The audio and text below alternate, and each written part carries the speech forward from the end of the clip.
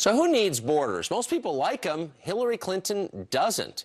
The former Secretary of State reportedly telling a Brazilian bank in a 2013 paid speech exposed by WikiLeaks that, quote, "My dream is a hemispheric common market with open trade and open borders sometime in the future with energy that's as green and sustainable as we can get it, powering growth and opportunity for every person in the hemisphere."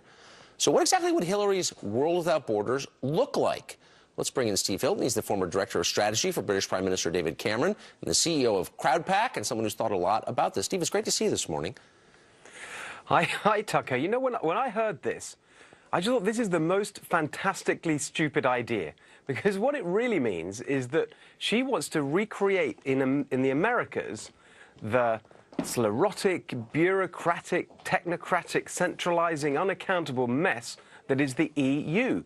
Because one of the founding principles of the EU is exactly, to use her phrase, open borders. The idea that there's a completely free movement of people within any of the countries that are the members. And she's talking about that for all of the Americas. So, I mean, one of the main ideas behind any kind of common market is that countries are basically the same.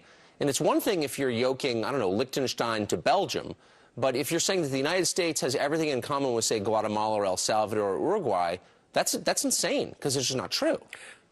It really is. And in fact, this is a sort of doubly stupid idea. First of all, it's a disaster from a security point of view. People might say, well, look, it's not as bad as in the EU. We can see the problems with the free movement of people around Europe because right next door you have a hotbed of Islamic terrorism in the Middle East. Well, we don't have that right next door to America. But if you have open borders within a hemisphere, what that means is that your borders are only as strong as the weakest link. So anyone could show up in Venezuela and then freely travel into the US. Right. But it's also a disaster economically, because what it means is that when you're putting together countries, exactly as you said, that are so different, and from an economic point of view, you know what's going to happen. People are going to want to move very naturally from the poorer countries to the richer ones, which means that all of the movement is going to be in one direction towards America. Right, and these are countries with literally the highest murder rates in the world in a lot of cases. Here's what I'm struck by. This is supposed to be a democracy. Our big policy changes ought to reflect the will of the majority. Do you think anywhere close to a majority of Americans support something like this?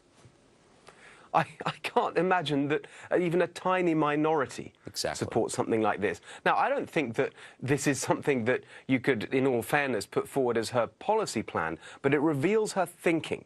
It shows her attitudes. And I think that is the disturbing thing about this, because even though she might not literally implement this exact plan, that means that her attitude towards borders generally, towards America's security and her economy, are all headed in the wrong direction. And towards, as I said, the kind of disaster economically that we're now seeing happen in the EU. Such a smart and clear summation. Thanks a lot, Steve. Steve Hilton, good to see you this morning. Great to see you, Tucker.